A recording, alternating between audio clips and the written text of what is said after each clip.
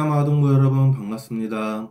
오늘은 사울을 살려준 다윗이란 제목으로 말씀을 나눠보도록 하겠습니다. 여러분이 잘 아는 대로 사울은 골리앗을 물리친 다윗을 좋게 보고 또 이뻐했어요. 그런데 그런 사울의 마음은 오래가지 않았죠.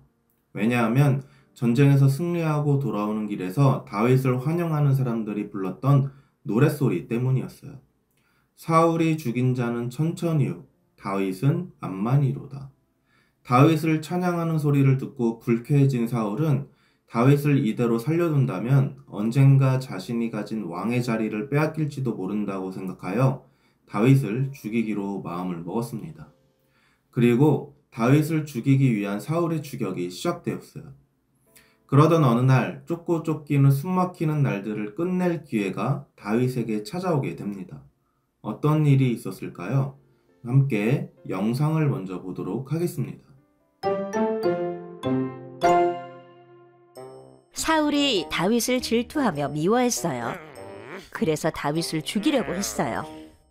어느 날 사울은 다윗이 하길라 산속에 숨어있다는 이야기를 듣게 되었어요. 사울이 많은 군사들을 데리고 다윗을 잡으러 왔어요. 이번에는 반드시 다윗을 죽여야겠다고 생각하면서 말이에요. 그런데 다윗 또한 사울이 자기를 죽이러 온 걸 알고 있었어요.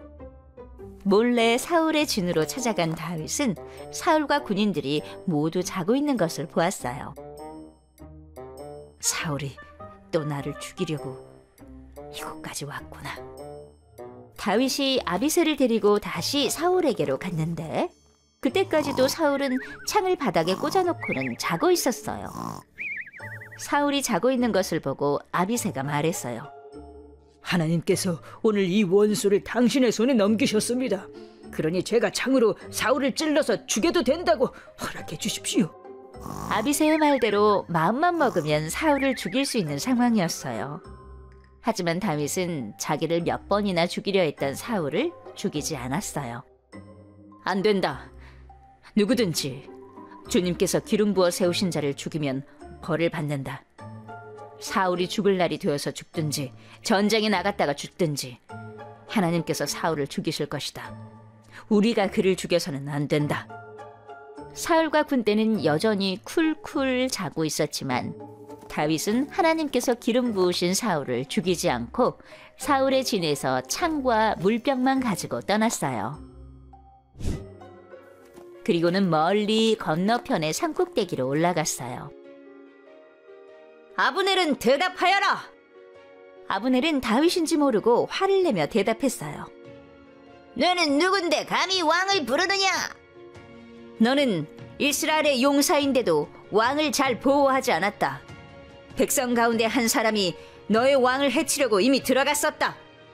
왕의 창이 어디로 갔으며 물병이 어디에 있는지 찾아보아라. 사울이 다윗의 목소리를 알아듣고 나와 보았어요. 다윗이 사울에게 이야기했어요. 제가 무슨 잘못을 저질렀다고 저를 죽이시려는 겁니까? 저를 죽이지 말아주십시오. 내가 잘못했다. 네가 나를 살려주었으니 다시는 너를 죽이려 하지 않겠다. 다윗이 사울의 창을 들어보이며 이야기했어요. 이 창을 가져가십시오. 저는 왕을 죽일 수 있었지만 하나님께서 기름 부어 세우신 왕을 죽이지 않았습니다. 제가 오늘 왕의 생명을 귀하게 여긴 것처럼 주님께서도 나의 생명을 귀하게 여기셔서 저를 살려줄 것입니다.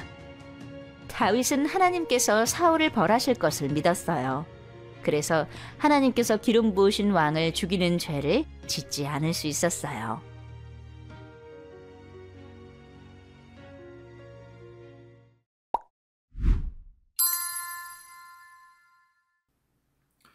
여러분, 영상 잘 보았나요? 사실 이런 기회는 이번이 처음이 아니었어요. 하지만 그때 다윗은 사울을 죽이는 대신 사울의 옷자락만 조금 잘랐고 이에 감격한 사울은 다윗을 축복까지 했습니다. 그런데 얼마 후 사울은 다시 다윗을 죽이려고 추격했어요. 그리고 오늘 다시 한번 하길라산 길가에서 만난 거죠. 자신이 한 말까지 어기며 다윗을 추격하여 죽이려 했던 사울 왕이었어요.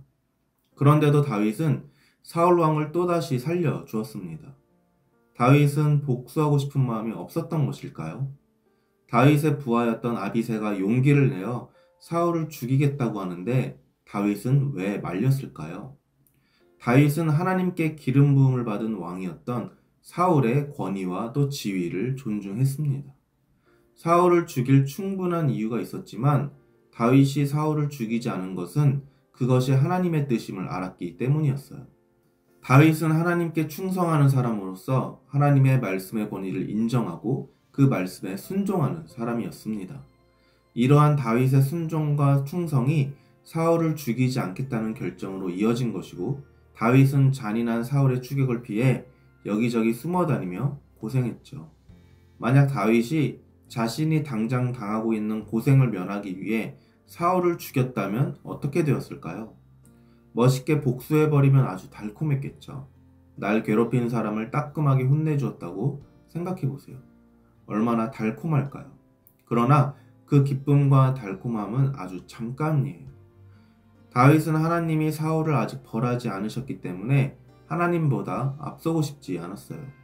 하나님이 기뻐하시지 않는 행동을 하지 않겠다고 결심함으로 사울의 운명을 하나님의 손에 맡긴 것이죠. 대신 다윗은 사울 왕의 창과 물병만 가지고 와서 자신이 왕을 죽일 수 있었지만 그렇게 하지 않았음을 보여주었습니다. 자신은 결코 사울에게 나쁜 마음이 없음을 강조하는 행동이었어요. 다윗의 이런 마음은 사울의 마음에 큰 충격과 변화를 가져오게 하였습니다. 사울은 다시 한번 자신의 어리석음과 잘못을 인정하고 다윗을 해치지 않기로 약속합니다. 그리고 다윗이 궁전으로 돌아올 것을 요청하죠. 다윗도 사울을 향해 복수하고 싶고 죽이고 싶었을 거예요. 하지만 다윗은 하나님께 충성하는 사람이었기 때문에 자신의 욕심보다 하나님의 말씀을 지키는 것이 더 중요했습니다. 그래서 다윗은 절제하고 인내하며 하나님의 말씀을 기억하면서 순종한 것이죠. 하나님은 자신을 존중히 여기는 자를 존중히 여기시며 멸시하는 자를 경멸하신다고 하셨어요. 다윗은 이 원리를 잘 알고 있었습니다. 다윗은 하나님을 모든 것을 주관하시는 왕으로 인정함으로써 하나님의 존중을 받은 것이에요. 이렇게 하나님이 이루실 때까지 인내하고 말씀에 순종하는 다윗의 모습이 우리의 모습이 되어야 합니다. 우리도 때로는 억울한 일을 당할 때가 있어요. 그때 성경은 어떻게 얘기할까요? 여호와 앞에 잠잠하고 참고 기다리라. 자기 길이 형통하며 악한 꾀를 이루는 자 때문에 불평하지 말지어다. 이는 다윗의 시입니다. 잠잠히 인내하면서 여호와를 기다리며 악한 사람들이 잘 산다고 속상해하거나 좌절하지 말라고 이야기하고 있어요. 억울하고 화가 난다고 즉시 반응하면 다툼이 생기고 사이가 멀어지고 더 속상한 일이 생길 거예요. 바로 복수하고 싸우는 것이 하나님이 원하시는 모습이 아니라는 것, 오늘 말씀을 통해 배웠습니다. 다윗은 하나님께 충성하는 사람이었기 때문에 억울하고 속상하지만 인내할 수 있었어요. 이렇게 말씀에 순종하며 하나님 앞에 잠잠하게 참고 기다렸던 다윗 이야기를 꼭 기억하세요. 다윗은 자신을 미워하며 죽이려는 사울 앞에서 스스로 문제를 해결하기보다 인내하며 하나님이 일하실 때를 기다렸습니다. 인내는 절대 쉽지 않아요. 전자레인지 30초 기다리는 것도 힘든 연약한 우리지만 하나님께 충성하며 말씀에 순종하면서 인내할 때 하나님이 기뻐하시는 멋진 사람으로 성장할 수 있습니다. 억울하고 화가 나는 일을 겪을 때마다 오늘 말씀을 기억하며 인내하고 말씀에 순종하는 여러분이 되기를 축복합니다. 기도하겠습니다. 하나님 감사합니다. 오늘 다윗의 모습을 통해 하나님을 경외하는 것이 무엇인지 살펴보았습니다. 다윗은 하나님보다 앞서지 않았고 하나님이 일하실 때를 기다렸습니다.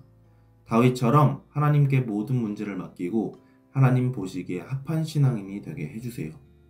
힘들고 어려운 일을 만나도 하나님께 기도하는 아동부 어린이가 되게 해주세요.